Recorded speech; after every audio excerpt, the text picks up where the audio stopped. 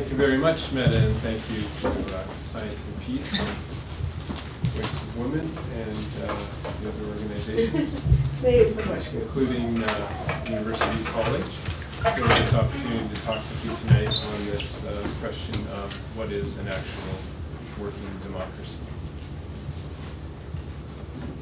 So, the overall big problem with most countries, in fact I would say all countries, but I don't really have the depth of experience and knowledge to say that it's absolutely everywhere. But we hear about scandals everywhere from most countries if you read the media broadly. And the overall big problem is that the system itself is the real scandal. And so it's not surprising at all that scandalous decisions and actions come out of a system that is scandalous in its design. The system is the mess that underlies all the other messes in society. And when I'm talking about the system, I'm talking about the governance system. Lots of people think, oh, well, democracy, you're just talking about government. But no, I'm talking about governance in any institution of society, especially business, big business, and big government, because of the power that they have to really impose a lot of things on everyone in the society. And the system that they govern under, that they make decisions and act under, is scandalous. And so they actually are encouraged to act in scandalous ways. And if you set up a system without checks and balances that allows for scandalous activity, no one should really be surprised that some of the people, not everyone, but that some of the people will act in scandalous ways and make scandalous decisions. And I just want to stress that I'm not saying it's everyone. But we have a criminal code, and we don't have that under the assumption that everyone is a crook. We have it as a safeguard against those people who do commit crimes. And unfortunately, especially in the government area, if you talk about this, the politicians and government officials' initial reaction, trying to marginalize what you're saying, is, oh, you're saying everyone's a crook. No, what I'm saying is that some people will be crooked. We know that throughout history. And that you need a system in place to discourage most people from being crooked. And you need to have enforcement and penalties and rules that discourage that, and that are effective enough to catch those who are. If you don't, you will have more people encouraged to be crooked, and the ones who are in public service really to serve themselves and their friends and other private interests will exploit the flaws and loopholes in the system, and will be able to get away with a lot more crooked stuff, which essentially undermines the entire system and the entire society. This has been shown recently by a psychologist at Duke University, a guy named Dan Ariely. He has written a book called The Honest Truth About Dishonesty. And just looking at that particular form of crookedness. And what he's found is essentially that the culture of any organization or society overall is very important. The expectations of everyone. And unfortunately in Canada, we have, both in business and government, such loose systems that the people at the top are encouraged and certainly let off when they act in scandalous ways. And that undermines the standards of what's expected throughout society. This is what Dan Ariely, with in-depth clinical research of, and testing of thousands of people, has determined. It's the expectations and people thinking, what are others doing, that really is most important to keeping everyone in line. And if If people believe, well, those at the top are getting more than they deserve unjustly, then more people will try to get what they think they deserve unjustly. My dad, who passed away recently, always said that he thought it was a very, very bad thing that the signs on roads say 100 kilometers an hour, but people were allowed to drive 120 without getting a ticket. He always said to me, what is the message that is being sent to youth as they're being raised with that kind of system? What they're being told is, you can cheat 20% past any rule, and it's fine. And I always dismissed it, but then I read just this past summer, this research by Dan Araceli, and it turns out my dad's instinct, I think, was right, at least according to this clinical research that's been done. If standards don't mean anything, more people will be encouraged to cheat in every way. If you think about it, really, I mean, if you say, here you're a kid, here's one of your first responsibilities driving, go out on the road, and what does the law say? 100 kilometers an hour maximum? Oh no, but your parents said, no, but 120 is fine, don't worry. It's actually 127 now in my experience. Riding with others, not driving myself. Not restraining with others. So that's just one example. Now, why in our good governance systems, both for government and business, do we have a scandalous system? Why don't we have democracy, political and economic? Well, there's many, many reasons. But I'm just talking about some of the most fundamental, just a few of them. Canada's Constitution was written by 36 men who were elected only by men who owned property, which was only 10% of the population back in 1866, 1867. They didn't write a constitution that really restrained their power and their actions and decisions. Since that time, corporate lobby has always been around to the point now where there's the largest 1,000 corporations spend about $25 billion. That's $1 billion each year pushing their agenda.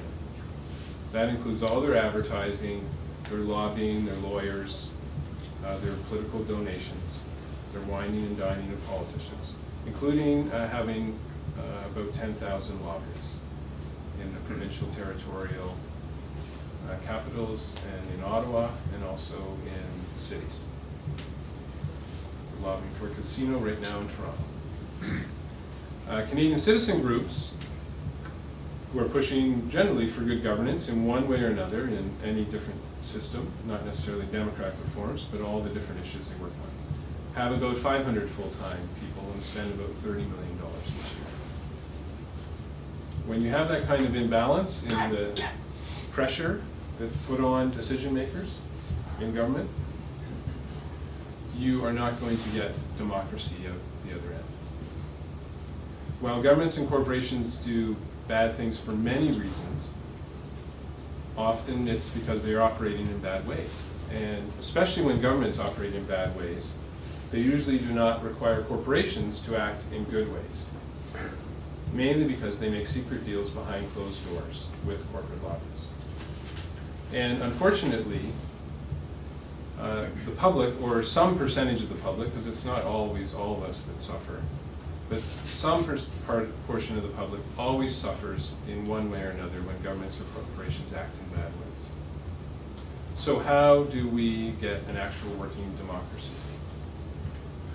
Well, there are more than 600 specific measures needed to have a democratic good government.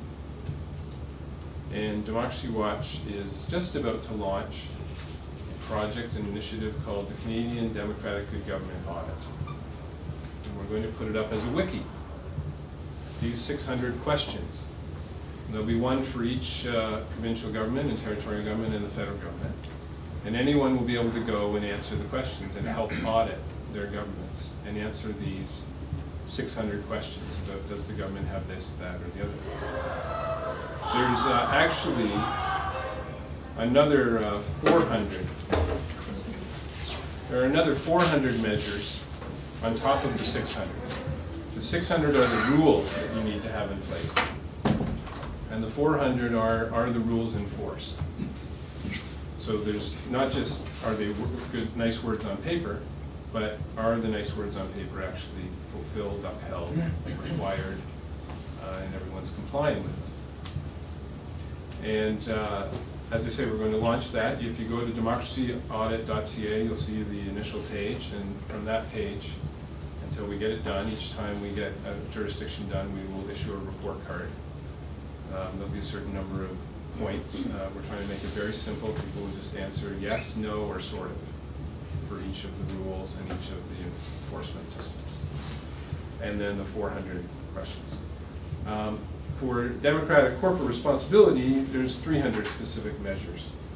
We're not including all of those measures in the Canadian Democratic Good Government Audit, but some of them in terms of how effective corporate regulatory systems are working. And then there's another 100 to have democratic society in other ways beyond the government standards and good governance standards. So what I'm going to do over the next time remaining is go through all 1,000, and then I'm not going to go through all 1,000. I'm just going to cover some of the key ones in 5 areas. But all 1,000 are needed. Truly, the devil is in the details, and I'll give some examples as I talk about these 5 big areas. And all of them must work well to have actual democratic good government, corporate responsibility, and a full democracy. And I've done a similar audit for a group called Global Integrity in the US, which has the most comprehensive auditing system. And they've done about 100 countries, and they have 320 indicators. And Canada has one of the greatest gaps between what we have on paper versus what we actually do. And the reason Democracy Watch is launching its own is that I argued with the people at Global Integrity about adding some measures that I thought were essential, but they didn't have. And they didn't want to add them, and now they've kind of gone and they're doing things a bit differently than before. They're not working on these audits anymore. But Canada had about an 80 in terms of rules and about a 60 in terms of implementation and enforcement of rules. It was one of the largest gaps of the 100 countries. We have in Canada, I think it's fair to say, I've looked at every country in the world, one of the greatest losses of democracy of any country. This impression that we are leading in many ways, but we're actually far behind. So what are the 5 key areas, the 5 democracy requirements? They are that everyone in every organization and in relationships with each other must be required to be honest, ethical, open, waste preventing, and representative. The last one, representative, is not so much in your personal relationships with others, but if you're in any kind of position of making decisions that you can require others to follow. And that may be in an organization that's very small through to very large. It's not rocket science, it's political science, but political science is not rocket science. And I really think, after 20 years of doing this work, trying to come up with, simplify it, write down, and I think these 5 cover it. If you have these 5 things required, broken down into 1,000 specific ways in enforcement systems and penalties, you will have an actual working democracy. So let's start with the first one. Stick up your hand if you want people in politics to be honest. Pretty much everyone here. A few dissenters. So if honesty is the best policy and everyone wants it, why are people in politics not required to tell the truth? Laws that politicians have passed require taxpayers, immigrants, welfare applicants, people in almost every profession to be honest. Ontario passed a law several years ago, required every profession to have a requirement to be honest in its code of conduct for the profession. But they haven't passed a law to require politicians, their staff, their appointees, and government officials to be honest. This is very fundamental. You cannot be an informed voter. This is a voter rights issue. You cannot be an informed voter, no matter what you do. You cannot decide as an informed voter who to vote for if you don't know which promises and statements are lies. So we are all caught, if you know anything about game theory, we are all caught in an imperfect information game, like playing poker. And I play a bit of poker, and essentially we're caught where we don't know whether the politicians are bluffing. And our money is at stake, and all of our other interests and concerns.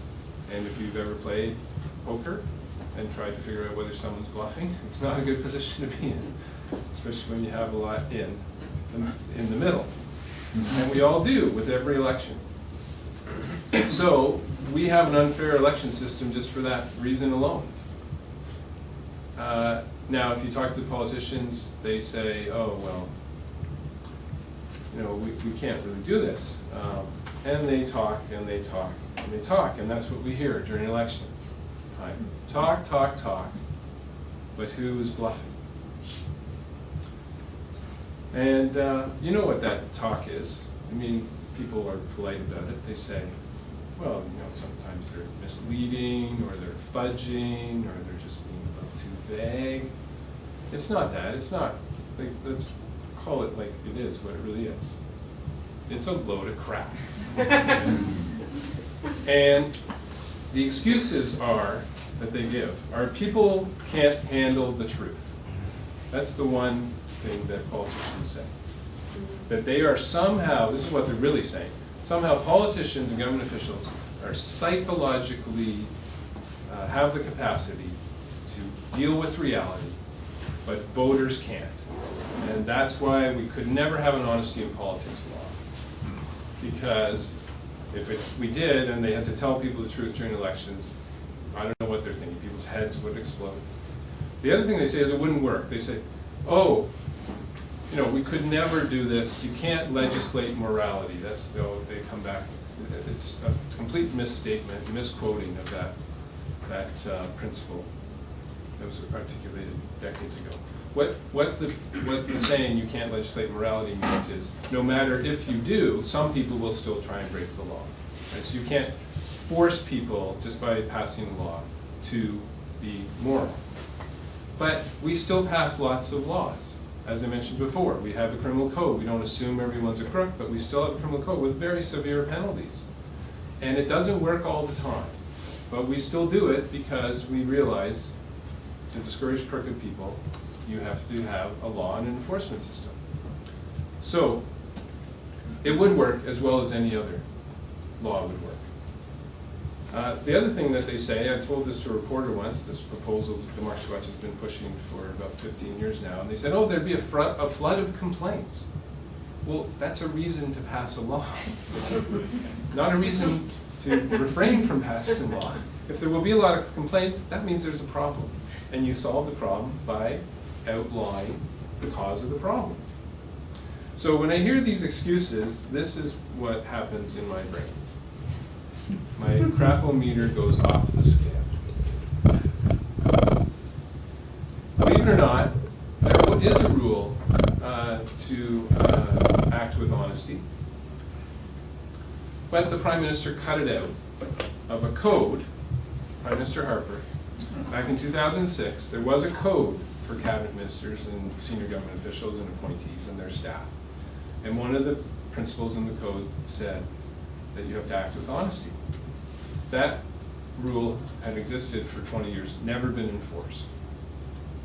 We took the ethics commissioner to court, and for failing to enforce that rule, Democracy Watch did back in 2004. And he resigned from office, and that made the case moot. And then this so-called Federal Accountability Act was passed by the Conservatives, and they promised to take the code and turn it into a law, which they did. And they cut the rule that requires honesty and put it into a code. The old code was essentially enforced by the Prime Minister, and the new code's enforced by the Prime Minister. So there is a guide for ministers that says you have to act with honesty, but the Prime Minister has never enforced it. YCYC has filed complaints with the Prime Minister about ministers lying in the House of Commons, and he's done nothing, hasn't even responded. So in the MP's code federally, there's a principle that says you have to act with honesty. And we complained about some MPs violating that principle. The Ethics Commissioner ruled that a principle is not a rule. Even though if you look at the dictionary definition of principle, it says see rule. And if you look at the dictionary definition of rule, it says see principle. That we took the Ethics Commissioner report, he resigned from office, made the case moot. And then MPs, all MPs from all parties, sat down together behind closed doors and added a new section to their ethics code that said the principles, including the principle of act with honesty, is not enforceable. Just to make sure that none of them could. So the MP's code starts with these nice words. Again, Canada's great at words on paper. So you have to act with honesty, maintain the highest ethical standards, act in the public interest. None of them are enforceable. They put a special section in to remove the enforceability. So we have these words on paper, but they're not required to walk the walk after they talk the talk. And that exists across the country, same thing. The nice words on paper in all the politicians' ethics codes and public servants' ethics code, but they're not enforceable. So we need an honesty in politics law. It's fundamental. If we don't have this, we will never have democracy. If you think that you can have a democratic government when everyone in power in the government can lie, you're fooling yourself. You can't even solve any problem in society unless honesty is required. If you don't believe that, simply look to the US. They have not had reasonable, honest, truthful discussions now in the US for about 20 years. Before that it wasn't much better, but for 20 years they've just been shouting lies at each other, both sides. And you cannot solve a problem unless you can have a reasonable discussion. It's impossible. So it's essential. Number one thing needed to have a democracy. Politicians even required corporate executives to be honest. Sort of. The accounting rules that they have to follow are pretty loose and allow for dishonesty. But at least in that case, shareholders can sue.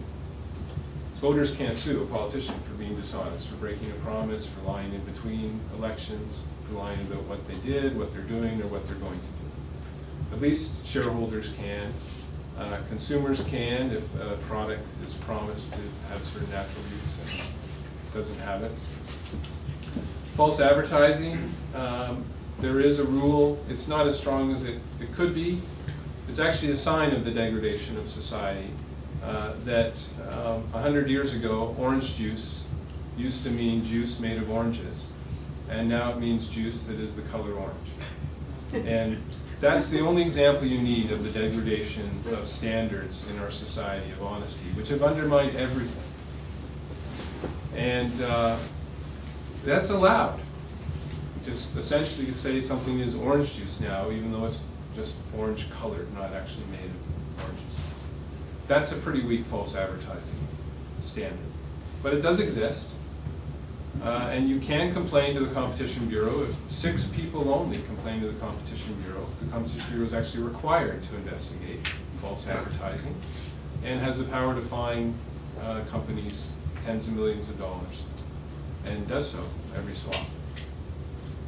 But it needs to be stronger. The latest ad for the oil companies, the tar sands, is that one of the ads for the company's executive saying, "We want the tar sands to be sustainable." I mean, I just think that kind of statement should be just not allowed in ads. I don't care what you want. I want facts about what you're actually doing and whether it actually is sustainable according to a definition of sustainable.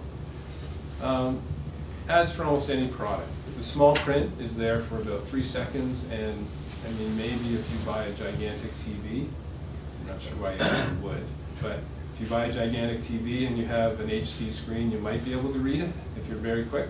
But why that is not required to be in much larger font and there on the screen for quite some time, I don't know. We just have very weak standards in terms of truth in advertising.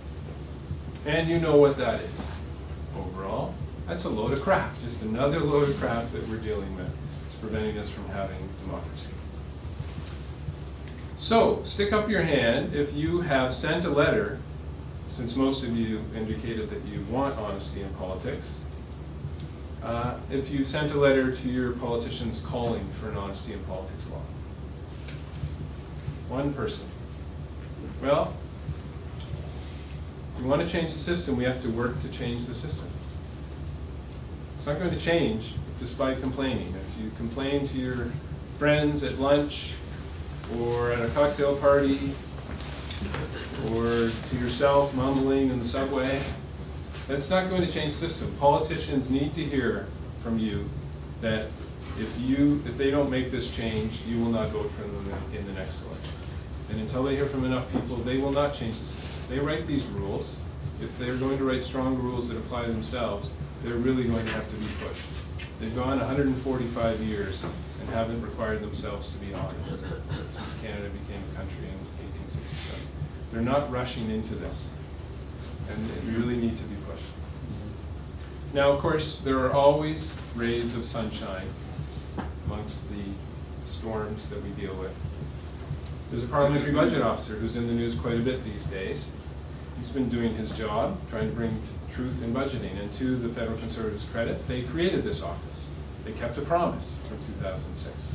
They broke it halfway. They didn't make him independent. He can be fired at any time for any reason. But thankfully, most everyone in the opposition and newspaper editorial boards and media across the country have been supporting him, and they haven't dared fire him, even though he's been making a lot of hay for pointing out dishonesty in the government's spending and budgeting. And they're about to appoint a successor, and now with a majority, it's very dangerous because the Conservatives can appoint anyone they want. The Competition Bureau, as I mentioned before. And then if you go to YCYC.ca, you can click on campaigns and find the Honesty in Politics campaign. All you have to do is fill in 3 lines, your name, a bit of other information, click send. In 5 seconds, you can send that letter to all the key politicians across the country who could introduce and push through an honesty in politics law. We also have a corporate responsibility campaign. Same thing. Click send, and you will send a letter that will call for these key reforms to make corporations more honest. So, second big area. Stick up your hand if you want people in politics to be open. Most everybody. Well, this guy, Justice Learned Hand, who was a U.S. Supreme Court Justice about 100 years ago, had this great quote, "The sunshine is a good disinfectant." He had many great quotes, which of course anyone named Learned Hand would have lots of great things to say. Just look at his name. I always think about what his parents, what are we going to name our kid? Our last name's Hand. Right, left, Anita, Learned Hand, why not? So given that sunshine is a good disinfectant, why is excessive government secrecy and secret lobbying legal? Doesn't make sense. The Access to Information Act across the country is usually what it's called. In the US they call it Freedom of Information Act, but in Canada generally they're called Access to Information Act. Some of them, like Ontario, they use the phrase freedom of information. All of them should actually be renamed. If we had an honesty in politics law, you could file a complaint and say, the Access to Information Act name is a lie and should be changed to How to Hide Information Act. Because that's truly what it is. They're guides to hiding information. They have loopholes and exemptions, and they can be abused and exploited very easily. And there's so many of them that really it's just a guide, and that's how they've been used by governments across the country. Stick up your hand if you want people in business to be transparent. Most everybody. Well, given that sunshine is a good disinfectant, why are businesses not required to disclose all their wrongdoing on a searchable database? No matter what end of the spectrum you're at in terms of your economic theory, from free market through to interventionist, it's all based on consumers being fully informed and empowered, and investors. And yet, if you tried to find out the actual record of wrongdoing of any business, good luck with that. I mean, the internet's more helpful now, but why are they just simply not required to disclose it all? Every single grievance that's upheld, lawsuit that's filed and won, conviction, settlement agreement, should be all on a searchable website so that consumers and investors will be fully informed. Again, laissez-faire economists through to intervention economists all agree the basis of the system is consumers and investors being fully informed and empowered. And we can't be. That's how weak our system is. Given that sunshine is a good disinfectant, why don't banks have to tell us all the details about what they do with our money? If we don't have that, we'll never have democratic corporate responsibility. Because the banks are financing the corporations. They're financing everything that the corporations are doing wrong, and they don't have to tell us where they put their money in any kind of detail. So this is very fundamental. It's our money. And it's very surprising because banks, unlike other corporations, can't threaten governments to say, we're going to move to another jurisdiction. If they shut down here, they can't take our money with them. The whole basis is they have to be here. So governments should not fear anything from regulating banks, and yet they don't. This is the power of the corporate lobby and the whole way this system is a scandal. This is one of the most potent examples in corporate responsibility area. The fact that banks have not been regulated to disclose what they're doing with our money. Not even credit unions, who are, when you become a depositor of the credit union, you get a vote as a shareholder of the credit union, which is a better system. It's a co-op. Not even credit unions are required to disclose the details. And if you think the ethical investment funds are ethical, think again. They all invest in the banks and use those banks essentially to launder the investment. It really is, not in the criminal sense of the word, but in just the sense of a laundering money system. The ethical funds invest in banks, who then invest in everything that the ethical funds won't invest in directly. And it's all hidden because the banks don't have to disclose who they invest in. Not to say that some of their standards aren't good in some areas, but they all invest in banks, and credit unions take the extra money that they have left over that's not out there in mortgages and others, and they invest in bank stock also. All of them invest in bank stock. And then the money's laundered and hidden in terms of where it's actually going. This is fundamental to corporate responsibility. Given sunshine is a good disinfectant, why are whistleblowers who report government and business wrongdoing not fully protected anywhere in the country? This is the most effective transparency measure to have in terms of wrongdoing. Because people who are whistleblowers, who, if they were protected, are the people who are there working. They see everything. They are the witnesses. If they're fully protected, they can report it. This is why we don't have whistleblower protection, because it is one of the most potent transparency measures to have in place. So you know what all of that is. It's another load of crap. The public has a right to know. The government is using our money, the banks are using our money. We have a right to know what they're doing with it. We have a right to know what corporations who, yes, maybe they build it. Someone builds, an entrepreneur builds a corporation, but not without all sorts of public subsidies. I'm sorry, you're driving on public roads, your employees are covered by public health care, on and on and on.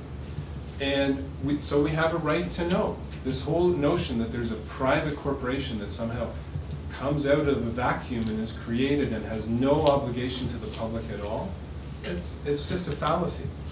All of them have some public subsidy that has helped them get to where they are. The banks especially, the banks were protected from foreign competition in 1967, protected from domestic competition. Trust companies and credit unions can't do what banks do with money.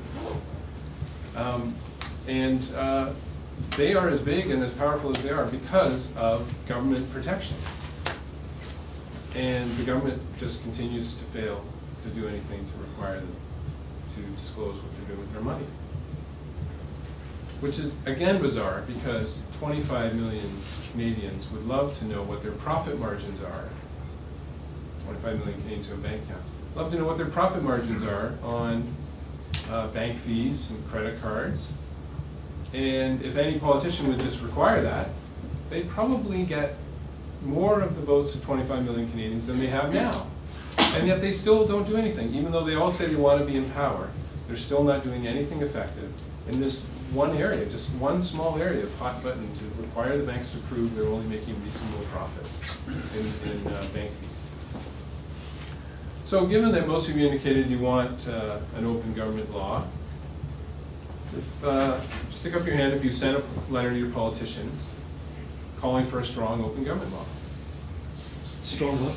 Open government law. No one. Have you sent a letter to your politicians calling for a strong corporate transparency law for big businesses? A couple of people, so that would be about 5% of the people here. Yes, well, you know, if we want to change the system, we have to work to change the system. And just complain about it, have to let the politicians know they will not get your vote unless they make these changes. Now, of course, again, there's always rays of sunshine. The Information Commissioner federally is very active, and she's pushing for changes, and she's reviewing the Access to Information law right now. And you can, before the end of January, go to YCYC.ca and click on the Open Government Campaign and send a letter to her and all the key politicians across the country. The whistleblower protection law has to be reviewed federally as well. Very soon by Parliament. This is actually a big year for all of these democratic good government laws. The Parliament has to review almost all of them over the next year. And then again, I'd mention the Parliamentary Budget Officer, who is doing his job, and you should also send a letter in to at least the Prime Minister, very easy to do, and appoint a watchdog, not a lapdog. We cannot afford in any way to have a Parliamentary Budget Officer who's a lapdog appointed, because then the actual cost of the F-35 jets, the prisons that are going to be built because of the mandatory minimum criminal sentences that the Conservatives have imposed, and all sorts of other spending will be hidden. There will not be truth in budgeting if there's a lapdog in that position, and we can't afford it. Kevin's actually taken the government to court, hasn't he? Yes, the Parliamentary Budget Officer has actually gone to court over his right. Unfortunately, it probably won't finish before he's done his term in March. But he is trying to get clarity from the courts as to what the Parliamentary Budget Officer has a right to. Because he's determined to finish, that won't close the case. No, the case will continue because it's the office suing, not the individual. So that will be a step forward. You should have done it long ago, so it would have been cleared up long ago. But at least it will be, and the courts will rule on that. So the next area is ethics. Stick up your hand if you want people in politics and business to be ethical. Almost everybody. Government corruption equals waste and abuse of the public and the environment. Everyone knows that. It's pretty clear. Unethical business equals waste and abuse of the public and the environment. So why are unethical decision-making, unethical gifts and donations, and unethical lobbying all legal across Canada in government? Doesn't make sense if it's, we know that unethical decision-making by governments and corruption in business and government will lead to these problems, abuses, and yet it is legal in both government and actually in business too. It's even worse. There really aren't. When business is deciding who to buy from, there's no rules on that. They can choose whoever they want. Shareholders can try and check it if they know about it. But there's not full transparency required. There's an openness. So, and honesty is pretty weak. So as a result, shareholders can't really ensure that things are ethical. In politics, secret lobbying is legal across the country. You may think it isn't. You may hear about, well, they passed a lobbying law and lobbying has to be disclosed. That's just the headline writers in the media and reporters not doing their job well. There's devil is in the details, and there are loopholes that allow for secret unethical lobbying. Cabinet ministers can leave office and the next day lobby the federal government or any government across the country. There's no cooling off period to ensure they're not using their access and knowledge and selling it and cashing in after they leave. It's a wide open system because the loopholes are so large. In terms of gifts and donations, we don't allow money to the referee in sports. And you know, who wins games in sports?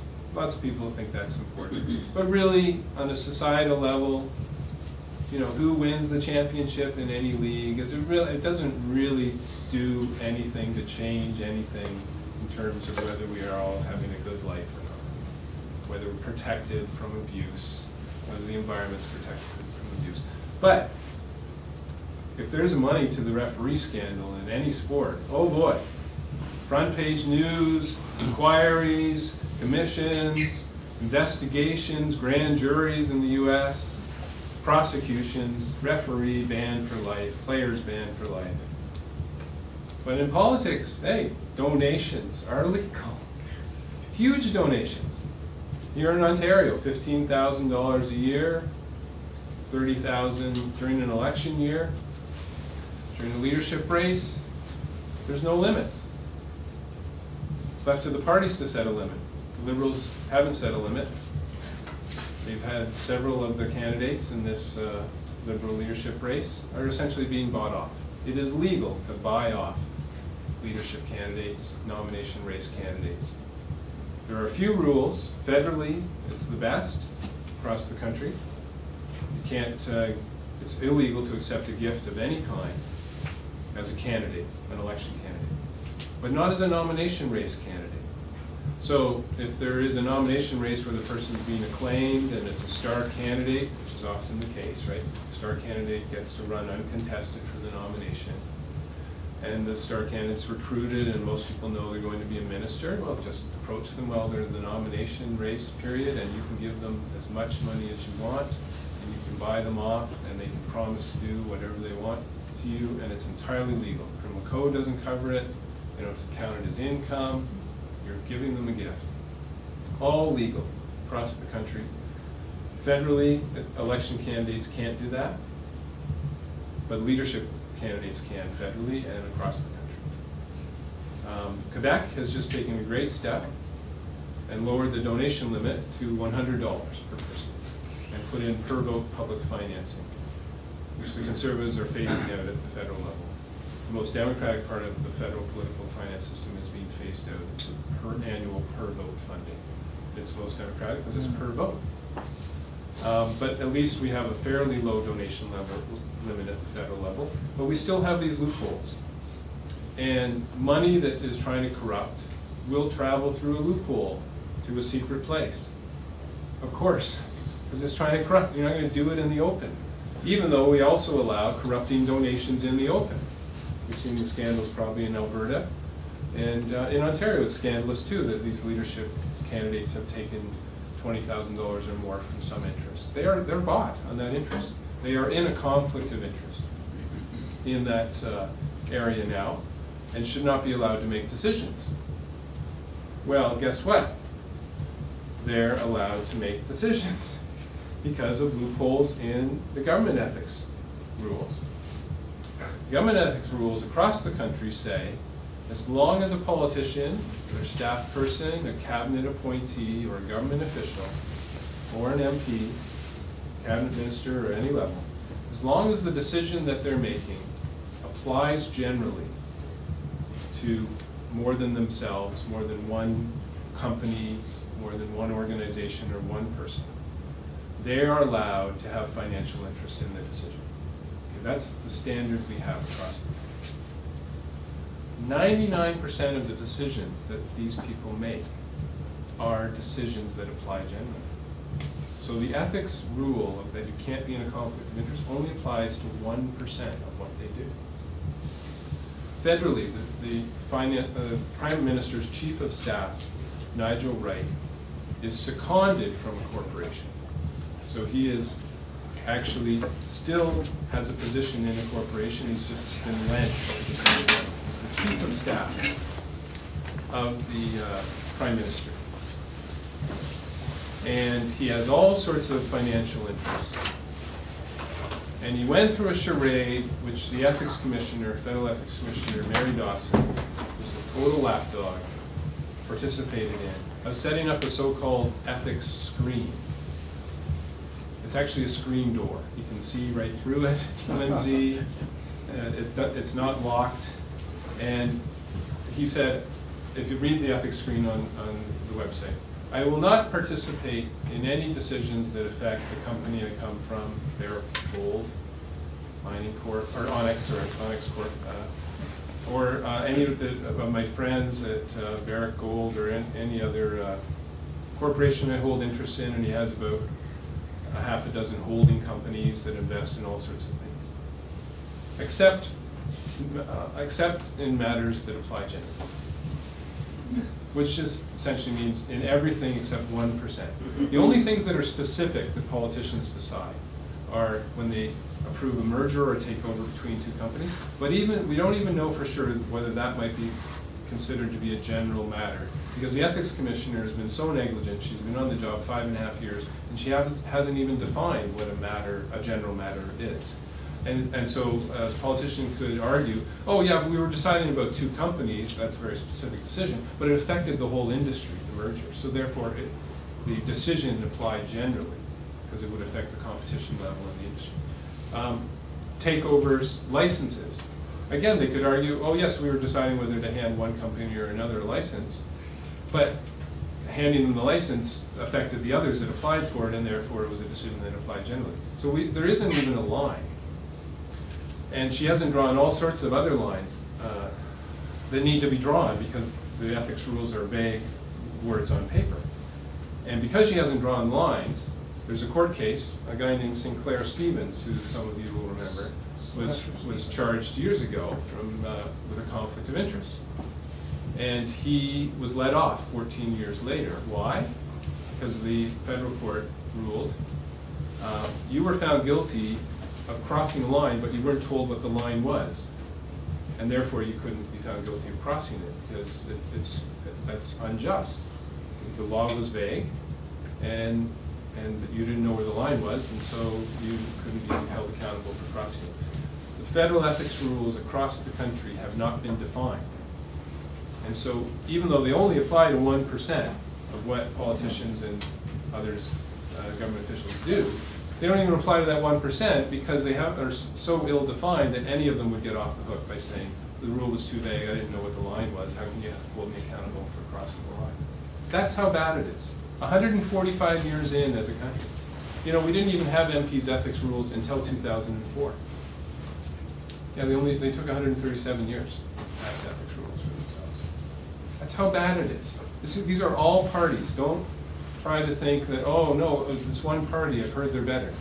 No, they're all cooperating in all of this stuff. So it's not a good situation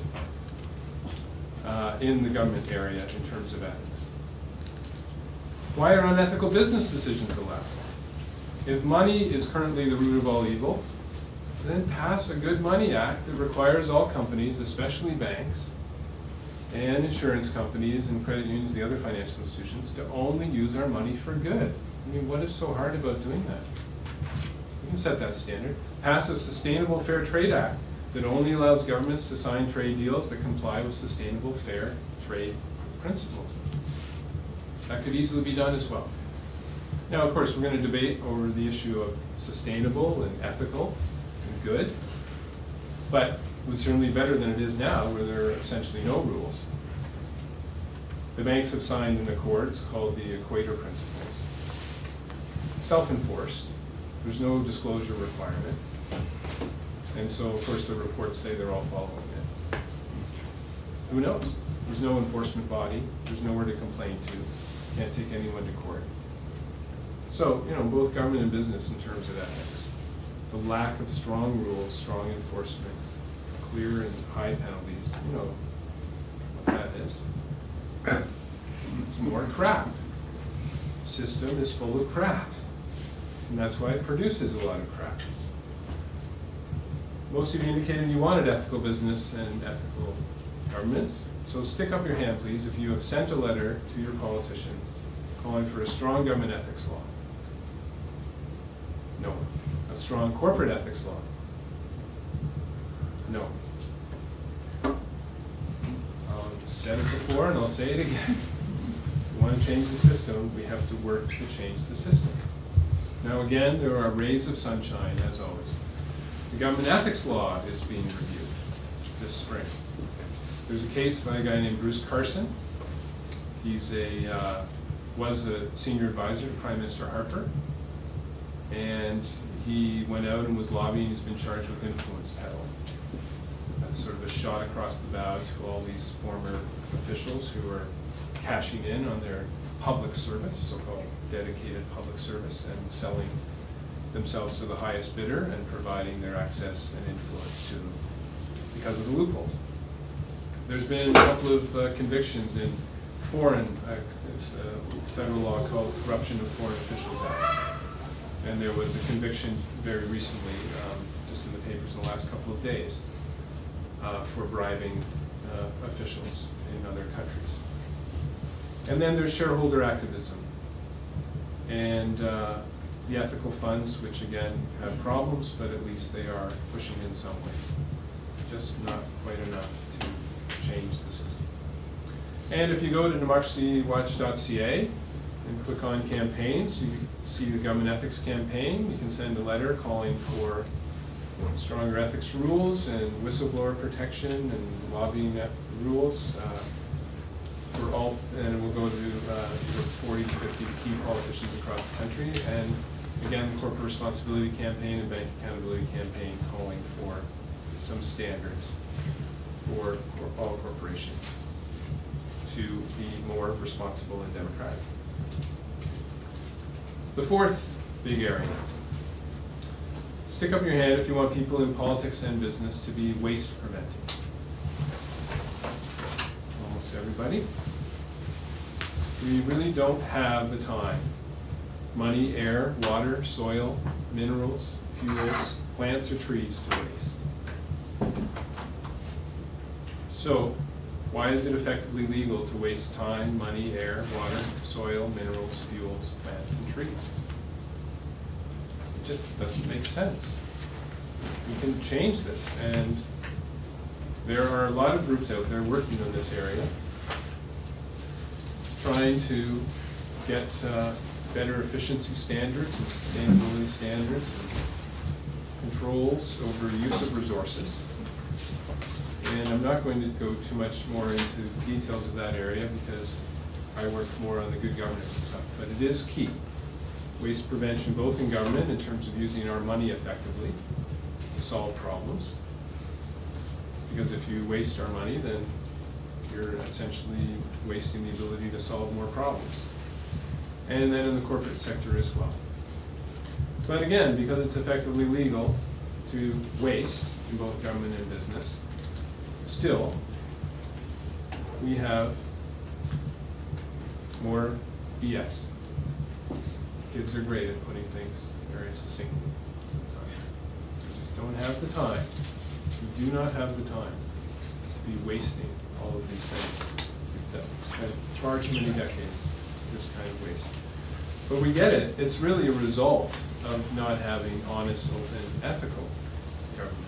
That's why you get the waste, because it can be hidden, or they can lie about it, or they get a big payoff in some way or another, politically or economically, from the waste. Part of the time and money wasting is lack of enforcement. We have a whole bunch of rules on paper, as I mentioned. We have these watchdogs, I mentioned a few of them, the ethics watchdog, competition bureau.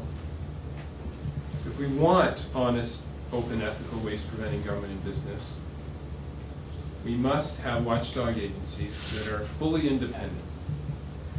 And that means more than just arm's length. Everyone always uses this phrase. They're an arm's length watchdog. Well, if you're an arm's length away, your master can still grab you and shake you. That's not far enough. They have to be at least 2 arms lengths away. That should be the standard. Actually, much further would be better. Many of them are not. The Ethics Commissioner has only been arm's length federally for 5 years, the Lobbying Commissioner as well. Parliamentary Budget Officer I mentioned earlier can be fired at any time for any reason. Does not have full independence. It's very key. Must be fully resourced. That means not going to the people you watch for your annual budget. One of the easiest ways for government to gut these watchdogs is to gut their budget. Very secretly, over time. So they need a process, and this actually exists at the federal level for the Ethics Commissioner, who is an officer of Parliament. The Ethics Commissioner goes to Parliament for the budgetary allotment. And the Speaker of the Parliament lays that before the Cabinet. Now, I think it's better, but it's still too much control for the Cabinet. I think all these watchdogs should go to the Auditor General, and they should be able to say, these are the number of people or companies we regulate, and this is the cost of inspection.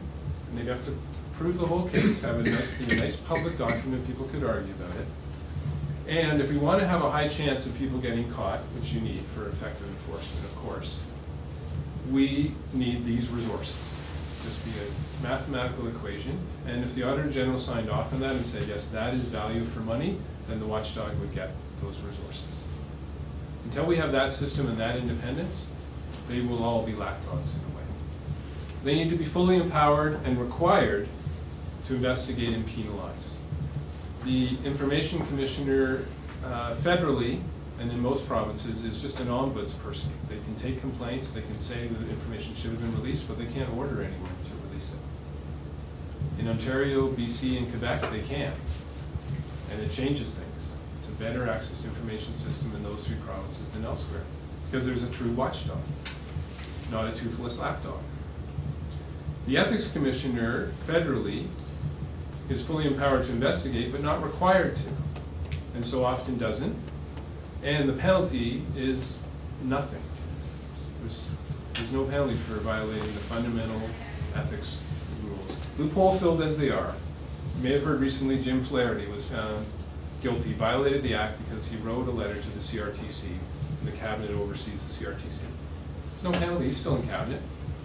An industry minister from Quebec, Christian Parody, last spring was found guilty. He did something much worse. He gave preferential treatment to a lobbyist. He helped a former Conservative MP who became a lobbyist. He helped him try and get a grant from the bureaucrats in his department. He's still in Cabinet. There's 0 penalty. The Ethics Commissioner has decided not to investigate in some cases. They must be fully transparent. We don't even know, with the Federal Ethics Commissioner, just to use that example again, we don't even know how many cases and what the complaints are that the Federal Ethics Commissioner has received, because she's allowed to keep them secret. Well, how do you tell whether she's doing her job if there's no disclosure? Democracy Watch is currently chasing after Elections Canada. Elections Canada has received more than 3,000 complaints about unfair election practices, illegal election practices, since 1997.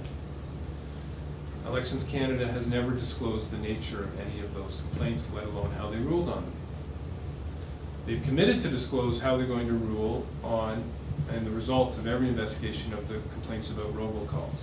I don't believe them, because they've reported on The robocall complaints are 1,000 of those 3,000 complaints. There's another 2,000 complaints dating back to 1987. They've never disclosed any details on it. How can we tell whether the elections people are doing their job if they're not disclosing this information? And all of them have to. And they all have to be fully accountable. The ethics commissioner, again, federally, is a czar, is a queen. You can't take her to court. She can ignore the fact, you could send her a video of Stephen Harper handing his wife a contract, and she could refuse to investigate, and you can't challenge that decision in court. Even though, of course, that would be a conflict of interest and a violation of the ethics rules. That's how bad it is. Watchdog agencies must have these characteristics, or they will be lapdogs.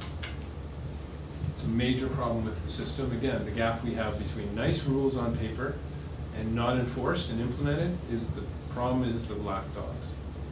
We're not independent, fully resourced, fully empowered, transparent, or accountable in most cases. So it's a charade. The penalties must be based on the profit made from the wrongdoing, whether it's political profit or money profit, multiplied by the chance of getting caught, charged, successfully prosecuted, and penalized the maximum penalty. This is not my idea. The most right-wing economists in the country are actually the most realistic in terms of how to regulate corporations. When they look at businesses, they say, well, corporations make decisions based on the profit margin, the profit loss, the cost benefit. And that means they look at any penalty and they calculate, and they do this. And they have their accountants and actuaries figure out how much they might pay if they get caught violating this. This has been shown in past cases. Ford made a car called the Pinto, knew that the gas tank was in a dangerous position, had their actuaries figure out how many accidents there would be, how many people would be injured, how many killed, how many would sue, what amounts they would likely be awarded in those lawsuits. Calculated it all and decided it will cost us more to move the gas tank than it will to kill people. And so they didn't move the gas tank. That's all proven in court. And corporations do this. This is how they make decisions. If you think they make decisions some other way, you're fooling yourself. This is how they make decisions. You may have a CEO who's progressive and say, well, thank you for telling me all that, we're still going to do the right thing, but they will do the calculation. The board will require it. And it will be very influential. So, if you have $1 million fine, which the government's always trumpet, $1 million fines!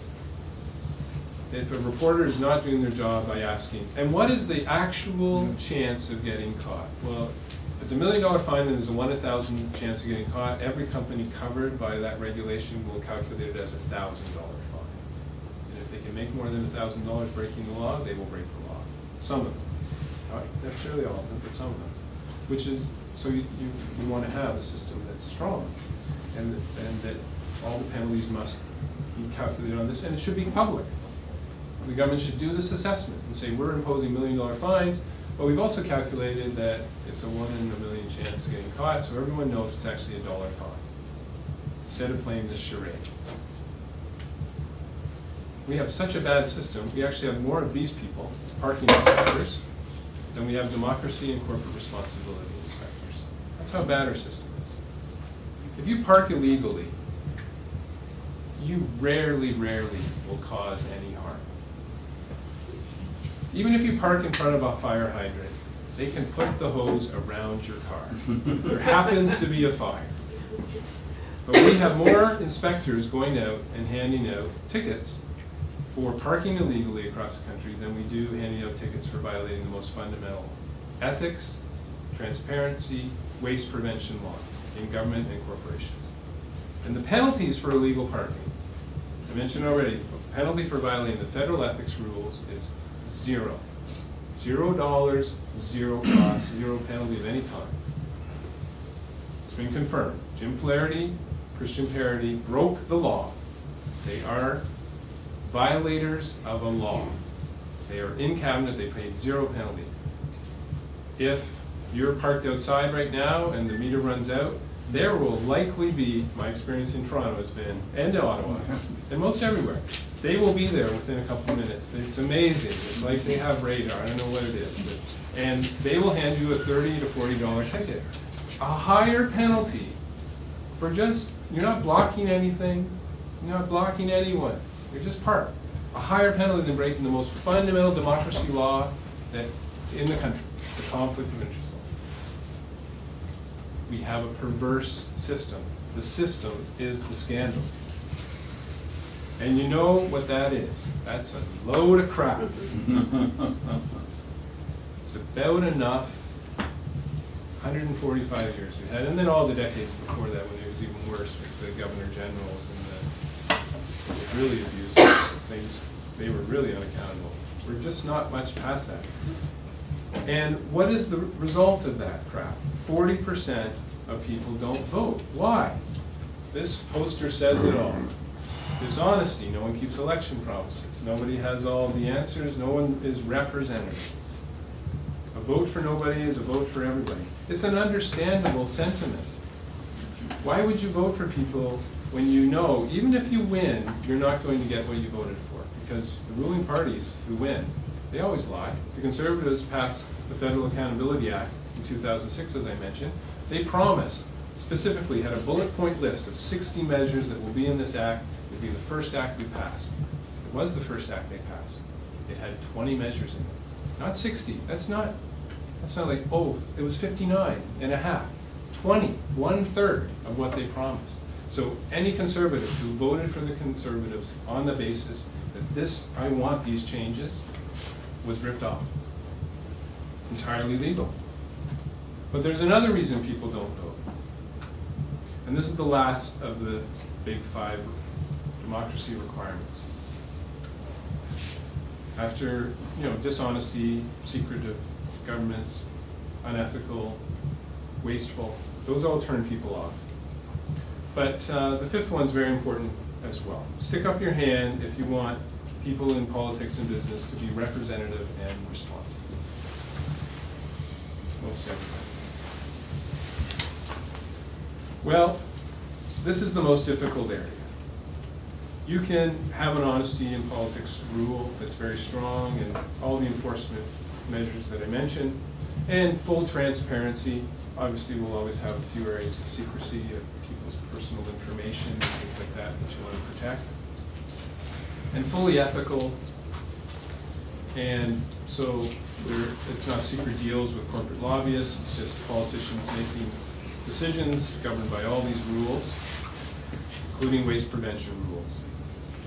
But you won't necessarily get representative, responsible good government. Decisions that please most people, that meet their expectations. But there are some very simple changes that we can do in government. There's some difficult ones, things that you can't really escape and problems that can't be solved. But some easy representative government changes. First, make the voting system more representative.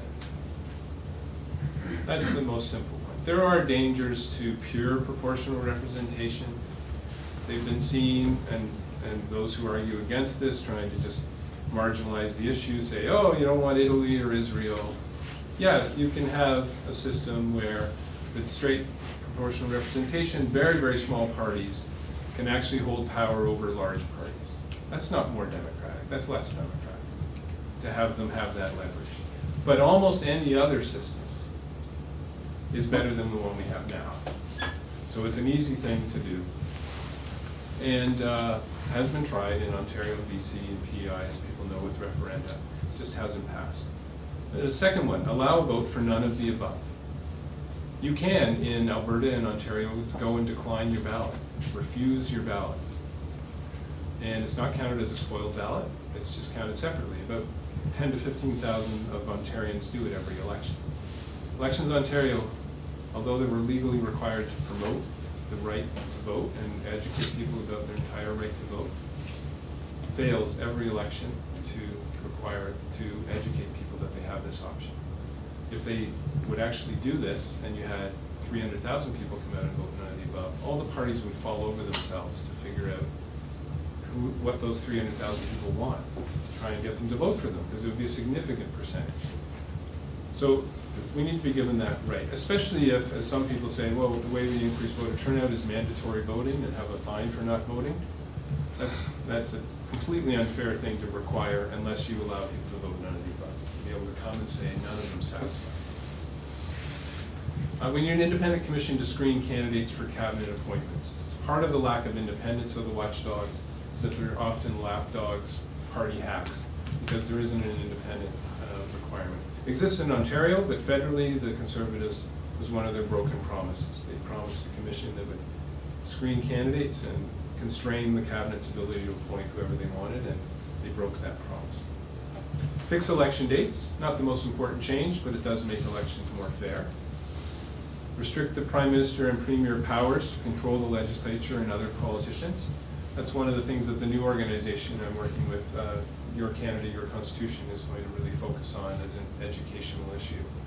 And you can see all the details about that on yourconstitution.ca. We just commissioned a poll and released it a couple of days ago.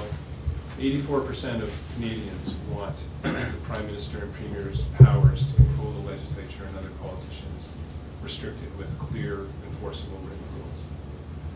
So we'll see. This will be another test. If these politicians are actually Democrats and want to be in power, you'd think they would do something that 84% of Canadians want, because those people would applaud and maybe vote for them. And what's amazing, again, with all of these issues is Canadians want this. 80% plus of in every poll done in the last 20 years has shown that Canadians want this stuff. And yet no one in any party has responded, except to bait people with false promises like the Conservatives did in 2006. But the Conservatives won in 2006 because of promising the Accountability Act. That was shown by exit polls. The Conservatives in New Brunswick in 2010 beat the Liberals in New Brunswick. The first time ever a party had only served one term in office since Confederation in New Brunswick. And the Conservatives promised an Accountability Act. Just did exactly what the federal Conservatives did. They haven't kept all their promises either, but that's how they won. So these promises shift voters. You would think parties and party leaders would make them, given that it's proven they shift voters. Chrétien won in '93 by promising to govern with integrity. Won very big, almost wiped out the Conservatives. The NDP in the 2011 election increased their voter support and seats enormously by focusing on the slogan, "We will fix Ottawa." Voters want this stuff, and yet they don't respond. And so we'll see on the issue of restricting the Prime Minister and Premier powers with written rules, since 84% want it, whether people will respond. We'll also need to allow a majority of parties to initiate a public inquiry. There are about 20 situations at the federal government level where there's never been an independent investigation. These are situations from the past 18 years. Why? Because the cabinet chooses whether there will be an investigation, an actual formal royal commission inquiry. And of course, most of the inquiries are about what the cabinet's done, so they often choose not to do it unless there's enormous pressure. So a majority of party leaders in the House, in any legislature, should be able to initiate a public inquiry. Some easy changes in the business area. Again, some difficult areas, problems that are very difficult to solve, but some easy representative business changes we can make. Make voting for boards of directors more democratic. Right now, the chief executive officer, the CEO, controls who is on the board. The board is there to represent the shareholders and hold the CEO in check. The CEO chooses the board. That's how it works. Put a quota for women in. It's debated. I put a question mark there only because some are still saying, no, we don't need a quota, we should just do more positive things. But Norway has a quota. There have been extensive studies done, and they found that corporations are not only more profitable, but also more ethical when they have more women on their boards. Canada is way, way behind. The European Union is right now debating whether to put in a quota. It would apply to all European Union countries. And again, it's been proven with extensive studies that corporations are more ethical and profitable. So it should be fine for business. Also, you don't get women on the boards unless you make it. A quota, yes. Other things have not worked so far. Why? Because the CEO chooses board members. This whole thing where people say, oh, you may have heard of it, oh, there has to be independent directors. And it is required in the Toronto Stock Exchange, you have to have independent directors. But the CEO, 99% of the time, the CEO controls the choice of independent directors. So they're not independent. They're not brothers and family members. They're independent in that way. They're arm's length, but they're still golf club buddies or whatever. And so it has to be changed.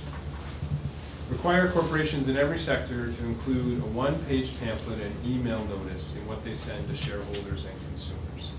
What will this one-page pamphlet do? Well, it'll look like this, like the magazines used to use. Click and stick envelopes for subscriptions. It will describe the watchdog group that people are being invited to join. If it was an email notice, it would be at the top of any email that, let's just use the banks for example. Banks send out bank statements and credit card bills to customers once a month. So once or twice a year, this click and stick envelope would come in the pamphlet would come in the envelope. 25 million Canadians would receive it, and it would invite them to join the Financial Consumer Watchdog Group of Canada. If only 4% joined at $40 each, the group would have 1 million members and a $40 million annual budget. This is a key reform if you want to have representative, responsible government and business. This is the way to do it, and the best way. It can be done in any sector. All sorts of sectors mass mail to their customers. Telecom companies, airlines, or they mass email. And if it was an email, at the top there'd be a notice saying, join this group, click here, and click through the website and you can join. So, telecom, there's 10 million telecom customers, households across the country, 4% would join at $40 each. You would have 400,000 members and a $16 million annual budget. In every sector, forestry, when you go to a lumber store and you pay for your whatever wood or product you're getting, they would have to hand you the pamphlet to join the forestry industry watchdog group. For mining, you buy something made out of a mineral, whatever it is, and the retail store would be required to hand you the pamphlet. You board a plane, the plane would hand you the pamphlet to join the airline passengers watchdog group. This is a generic method, can be used in every single industry sector. Wherever they're mass mailing, which is usually billing, right? And they figured out how to bill people very efficiently because they don't want to have a lot of money in the cost of billing. And you piggyback an appeal to join a watchdog group for that industry in the bill. People open their bills, pull out the bill says, rates are going up. Pull out the pamphlet, says, we fight against high, unjustifiably high rates. 4% join, 1 million members, $80 million budget. This is the way to balance the marketplace. That $25 billion that the 1,000 largest corporations spend advocating their agenda for their lawyers, their lobbyists, donations, wining and dining, etc., we pay for it. It's our money. Built into any product or service cost is money for their lawyers, lobbyists, political donations, foundations, charitable donations, everything to make them look good and push their agenda. So all we're asking from government is just require corporations to facilitate, the way we facilitate their lobby and pushing their agenda by paying extra for everything, require them to facilitate the citizen agenda and the citizen lobby. It doesn't cost business anything to enclose the pamphlet because it's just one piece of paper and it's just being inserted by a machine and there's no cost and there's no extra postage and the group would pay for printing the pamphlet. And by email, it costs nothing, right? To add a few lines to the top of the email. This is key. This is Ralph Nader's idea. He calls it the silicone chip of the citizen movement. Because like the silicone chip, which increased computer power exponentially, this pamphlet method would increase citizen power exponentially. No cost to government, no cost to business, so there's no argument about, oh, it's tight times, we can't do it. Just pass a law that creates the group and gives the group the right to enclose the pamphlet and have the notice included in every email sent out by the business sector. And All you need, even if you got a 1% response rate, in most sectors you'll have 100,000 members and multi-million-dollar budgets, which is way more than there's available now, right? There's only 30 million total available to citizen advocates now in Canada. With just doing this for the banks, the banking group alone would have a $40 million annual budget, with only a 4% response rate. The other 96% could just say, no, forget it, $40 too much to save thousands of dollars on my credit card. I'm not a joiner. Doesn't matter. The 4% could carry the other 96% very well. Right now we have about 0.001% carrying the other 99.999% in terms of those who actually fund advocacy groups. This is To the make way. sure people understand the power that actually gives them. That's one of the fundamental problems we have, that people don't understand how much power they give. Yes, but this has been done in 4 states in the US with utilities, energy. This is an actual pamphlet from Illinois. And 3 to 5% join. And they've saved people in Illinois more than $9 billion in unjustifiable rate hikes by the utilities there. They also do energy conservation education, of course. They help people complain. They do class action lawsuits. All of this is facilitated. This is a consumers union. We have unions. They get the dues from people going to work. This gets the dues through the pamphlet method. Not from everyone, but again, if it's only 4%, you still have a very viable group. Far more viable than any group you have now. So this is key, not just to democratic governments, but to get democratic responsible business, because it's a lobby group that lobbies government to do things to require corporations to be responsible. And because it's powerful, it can force politicians, because the voters join, lots of them. Another way to do this, a share of the royalties from any resource should be going to a fund that gives grants to citizen watchdog groups. They pay royalties when they cut a tree or pull something out of the ground. Just increase the royalties and put it into a fund to fund the watchdog groups. Governments are not doing the watching, as I mentioned. We have more parking inspectors than we have responsible corporation inspectors. Let citizens do the watching then, if governments aren't going to do it. Another very simple thing to do, no cost to government, a bit of a cost to business. But again, we're paying for all of their advocacy, why shouldn't they pay for some of ours? Because that's really what it all adds up to. I mean, if you want a democracy, it's citizens versus corporations and the politicians who do their bit. So the politicians are individuals, the head of corporations are individuals, but they are representing government interests and corporate interests that are very powerful. And again, because the system is a scandal, they're encouraged to represent corporations as if they're not collections of individuals who should be serving people, but instead are serving some mythical corporate goal of just profit, profit, profit. So we have to check them. Evaluate bank and insurance company lending and investment decisions.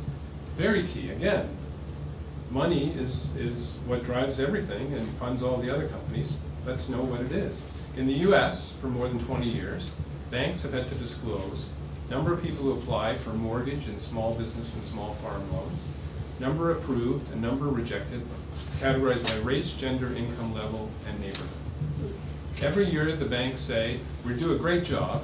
Every year the data shows if you're black or Hispanic, you're worth the same, have the same income level as a white person, live in the same neighborhood, and apply for a mortgage. You're 2 to 3 times more likely to be turned down because of racism. This is key. Whatever kind of criteria for evaluating bank and insurance company lending and investment you want to put on it, it just has to be disclosed and evaluated and categorized and broken down by who applies and how they're treated. It's our money, and we need to be putting checks on what they do with it, not just letting them do whatever they want. Allow stakeholders to apply for the termination of a corporation that repeatedly violates laws. This just has to be one of the penalties. I mentioned the other penalties about making sure it's an effective fine, but if they're going to ignore the fines and just pay them the cost of doing business, some corporations have, their life has to be ended. It's key. So, stick up your hand if you, given that you all said you wanted representative responsible government and corporations, stick up your hand if you have sent a letter to your politicians calling for these kind of laws. Representative voting system reform, corporate responsibility laws. Just a few more people than in other areas. If we want to change the system, we have to work to change the system. But, again, even if you have honest, open, ethical waste preventing and change the system, get the right people in the room through representative changes in terms of voting system, etc., we'll always have an overall difficulty figuring out what is responsible and for the common good. It's not an easy question. Lots of people think they know the answer. It's not so easy. You face these dilemmas and all sorts of things. Should a corporation be doing this in a mining company in a country where they're providing jobs? Should Coca-Cola be providing jobs worldwide when they're selling sugar water that causes obesity? Do the jobs that are provided outweigh the obesity that they cause and the tooth decay? And diabetes. I mean, it's not an easy question to answer. It always will be difficult, even if you have honest, ethical, open, waste preventing, and representative corporations in government. Is planning it ahead 7 generations enough? This phrase that lots of people throw out. It's a nice idea, but how do you do it? What is 7 generations? Let's say that's 140 years. If we look back 140 years, really, if we had this system in place 140 years ago, would people 140 years ago have been able to figure out how to plan for today? So it's a nice idea. There's one company that's such a nice idea. There's one company that uses that name, and they make diapers that are not fully compostable. I guess they're thinking that the diapers will last 7 generations. I'm not sure. They're supposedly green. They don't fully degrade. So it's a difficult question. We'll always be faced with it. But we're grappling with it. Lots of the rays of sunshine are that any progressive person and group in the world are trying to figure out what is the common good, what is in the common good, what is in the public interest, what should be done in all sorts of issue areas. Far too many to list, that's for sure. Many, many campaigns and action alerts that you can respond to in your areas of interest. My message is, though, no matter what issue of concern you have, or problem you're concerned about, if you're not pushing to change the system of how decisions are made by governments and corporations, you are going to lose. The system is rigged against any notion of public interest or common good being upheld consistently. And I went through, and all of you wanted these changes, almost all of them, in high numbers, and very, very few of you have actually sent a letter calling for them. Everyone who's pushing for progressive change is banging their heads against a wall, which has few doors or windows open because of the dishonesty, secretive behavior, unethical behavior, wasteful and unrepresentative actions and decisions are allowed. They're legal. They're sanctioned. They're sometimes applauded. What a great campaigner. Fooled everybody. You know, amazing. And when you look at what's applauded by the pundits, they applaud dishonest, secretive, unethical action. And until we change that system, it's the scandal. And we will continue to have scandalous behavior. So, for the past 145 years, since Canada became a nation, and we had Section 1 in our Constitution that's empowered politicians to make laws for the peace, order, and good government of Canada. Well, they've done pretty well on the peace and order side, but not very well at all on the good government side. And that's what we have to all start working on. I'm not saying don't stop working on any issue that you're working on. But if you don't spend some time working on this issue, your chance of success on your main issue of concern is very low. You have to push for these systemic changes in order to win them. So, what can you do? Well, Stephen Hawking said recently, prepare to live on another planet. I didn't find that to be the most inspiring. Some people said, oh, he's being provocative, trying to get people to wake up. You know, I think we have to prepare to live here, really, and finally start doing it. You know, if we move to another planet, anyone we found, I don't know if you've ever been to the cottage for a weekend with a bunch of people. someone always leaves the screen door open and everyone gets bitten while they're sleeping at night with bugs. No. All the planets we found, if someone leaves the screen door open, everyone's going to be freeze-dried in a moment. So it's not very plausible that we're all going somewhere.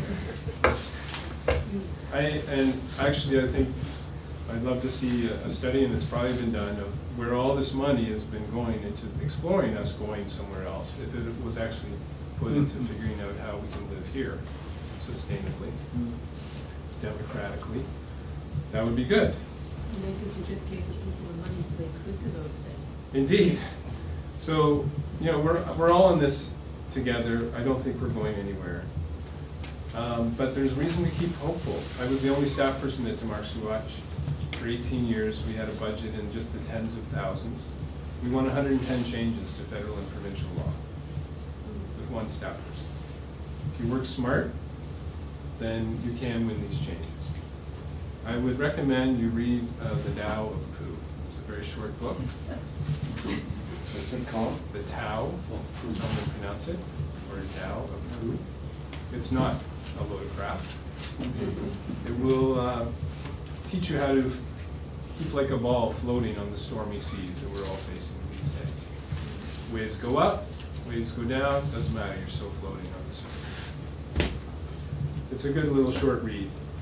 It shows you how to keep a mindset of better to light a candle than curse the darkness, or as a wise person said about 1.5 years ago, better to hope than despair. Keep doing what you're doing, whatever issue you work on. Send those letters, but please send some to change the system, not just complain about the symptoms of the systemic problems we have. Invite others to join you and vote with you. Really, throughout history, despite people saying, oh, we're more active now, or kids are apathetic, it's run about 10 to 15% for quite a long time of people being really active. We have to stop talking just to ourselves and reach out to people that you normally wouldn't reach out to, and bring them to events and get them to vote with you. We could shock everyone if half of the 40% not voting now suddenly turned up to vote. But that'll only happen if those who vote take people who don't vote and show them how to, not show them which party to vote for, but how to vote. That is a barrier, especially for young people. It's been proven. Young people whose parents vote, they vote. Because, if their friends vote, they vote. So it's very cultural, and you can do a lot to get people out. Democracy Watch started about a year ago, the Coffee Party. .ca movement. We have a Tea Party in the US. In Canada, it's more appropriate to have the Coffee Party. Go to coffeeparty.ca and you can see links to holding a coffee party to write the letters. If Canadians spent as much time writing letters to politicians about their concerns about the system as they do drinking, making, buying coffee, we would have the democratic good governments we want and the responsible corporations we want. You can send letters while sitting in your car in the drive-thru at Tim Hortons on the Democracy Watch website. There's really no excuse. So hold a coffee party and write some letters. We can't just talk to ourselves. We have to get others involved. No matter what issue concerns you, strong democratic good government laws will help ensure the government addresses your concerns. History has shown that we won't likely have a good country until we have good governments. We won't have responsible corporations until we have responsible governments. We won't have a clean environment until we have clean governments. We won't have a fair and just society until we have fair and just governments. We won't have a democratic society until we have democratic governments.